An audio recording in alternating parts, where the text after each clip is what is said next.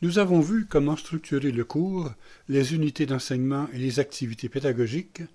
Voyons maintenant comment construire des activités efficaces en utilisant 7 principes portant sur la conception de ces activités. Le contexte est essentiel dans la motivation des apprenants en milieu professionnel.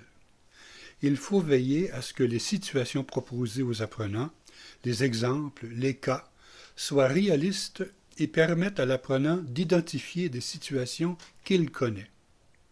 Si ce principe n'est pas respecté, l'échec est assuré. Le parcours pédagogique de l'apprenant doit lui permettre de se trouver en situation active le plus souvent possible. Il faut notamment lui faire effectuer des exercices régulièrement.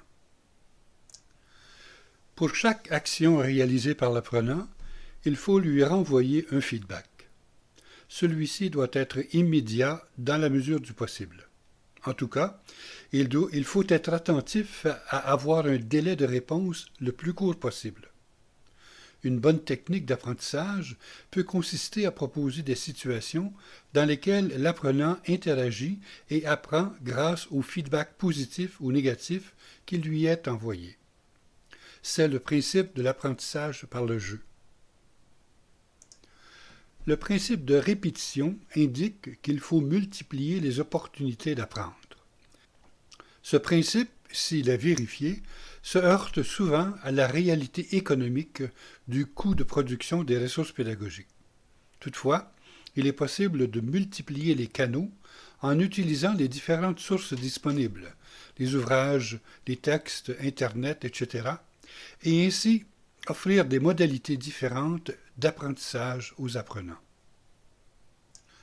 Le principe d'attention met l'accent sur le fait que l'apprenant est seul devant son écran ou son document.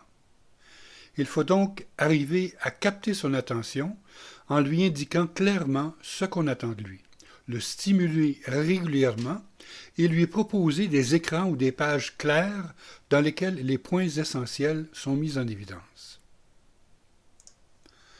Le principe d'espacement milite pour un fractionnement du cours en petites unités.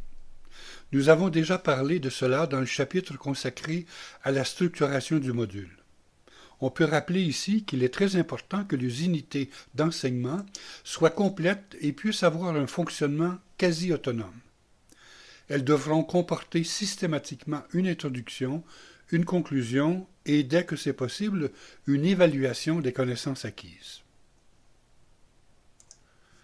Le dernier principe nous invite à varier les activités proposées à l'apprenant. C'est important pour sa motivation, mais aussi pour mieux s'adapter aux différents styles d'apprentissage des apprenants.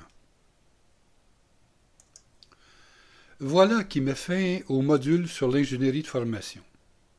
Vous êtes invités à vous faire une synthèse de ces éléments et à les conserver dans un lieu accessible, car la démarche qu'il propose sera suivie dans la réalisation de votre projet professionnel.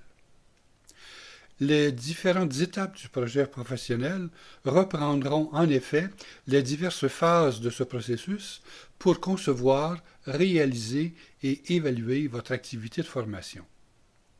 Et votre mémoire consistera en un compte-rendu de la mise en œuvre de ce processus de formation. Bon succès dans votre projet.